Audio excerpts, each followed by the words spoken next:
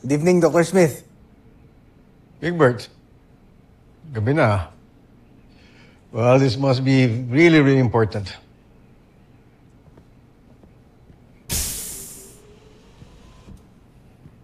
Pwede ko po may pakilala sa inyo yung girlfriend ko bukas.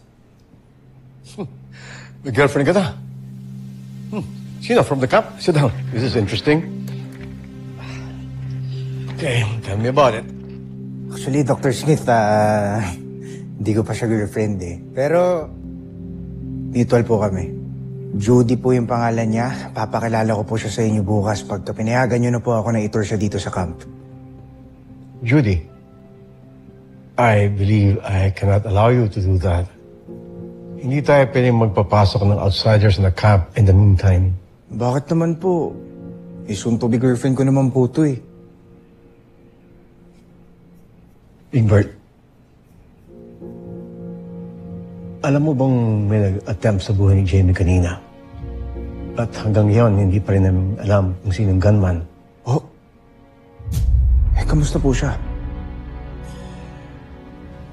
She's a bit shaken, pero kilala mo naman si Jamie. Tapang yon, malakas. But I'm sorry.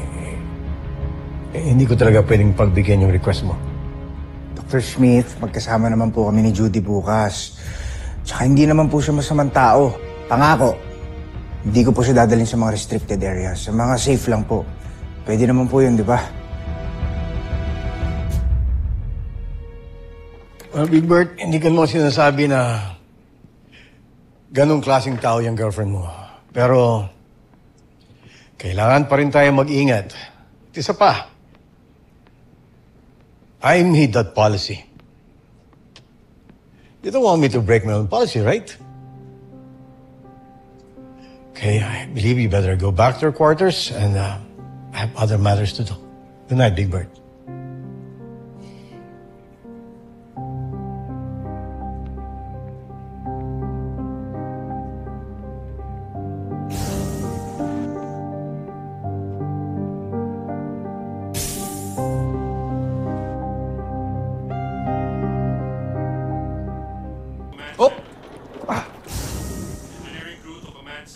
Uy! Ba? Para sa kwarto mo yan? Yan! Kaya mo naman pala maging organized eh. Gusto niya kasi ma-impress si Ate Judy bukas pagpunta niya.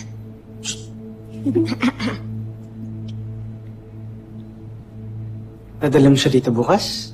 Oh. Relax ka lang. Bibigyan ko lang siya ng quick tour tapos aalis din kami agad.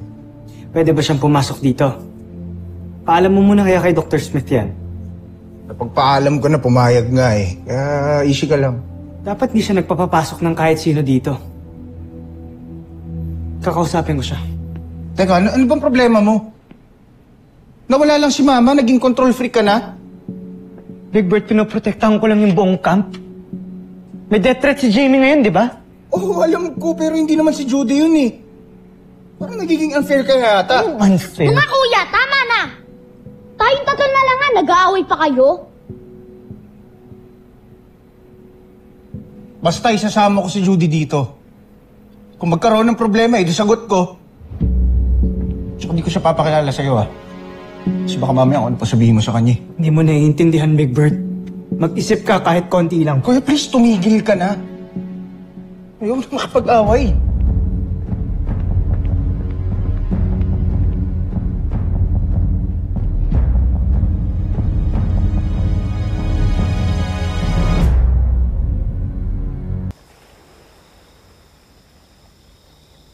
Hi, Kuya Steve.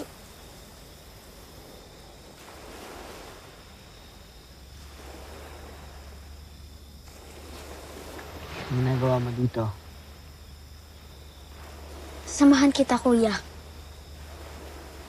Alam mo ba, Kuya, nung nawala si Papa, kayo na ni Kuya Bert ang naging Papa ko. Tapos, nung nawala si Mama, kayo na ang parents ko. Kaya, sana huwag na kayo mag-away. Tigas kasi ulo ng kuya mo eh. Yung mga desisyon ko para sa kanya lang din naman yun. Oo nga, Kuya, pero ngayon ko lang siya nakitang happy ulit. Mula namatay si Mama, di ba? Kaya, huwag mo na siyang awayin, kuya. Ayaw mo bang maging masaya siya, ha, kuya?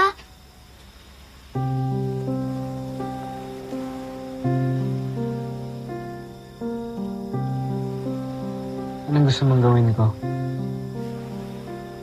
Pumayag ako na pumunta dito si Judy. Okay. Mapayag na ako pumunta dito si Judy. Hindi na ako kontra. Yay, kuya! Thank you! Pero hindi para sa'yo. Para kay Kuya Big Bert mo. Okay? Sige, sige, okay. Thank you, kuya. Salamat. Welcome. Masaya ka na. Aray ko. Ba't mo ako kinarot? Gusto mong bawiin ko yung sinabi ko?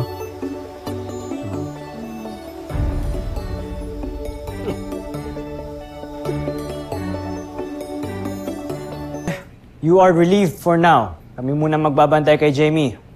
By your leave, sir. Carry on.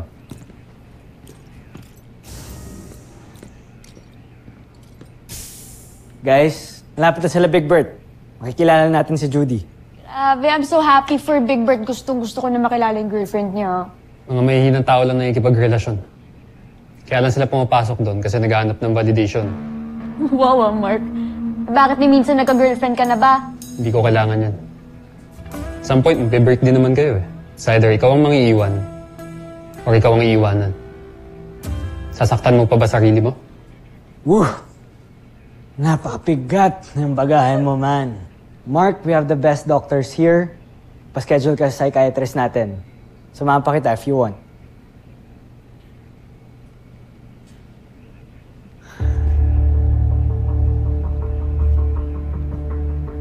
Wala akong bagahe.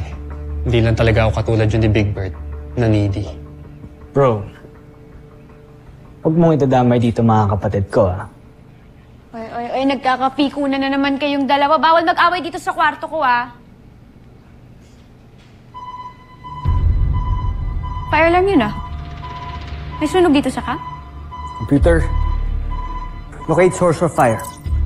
Source of fire alarm is located at Little John Armstrong's quarters. Little John. Ini-spoil si Little John. Sa'yo na lagi kakampi yun eh. Dapat maging responsible siya dahil part siya ng Voltes team.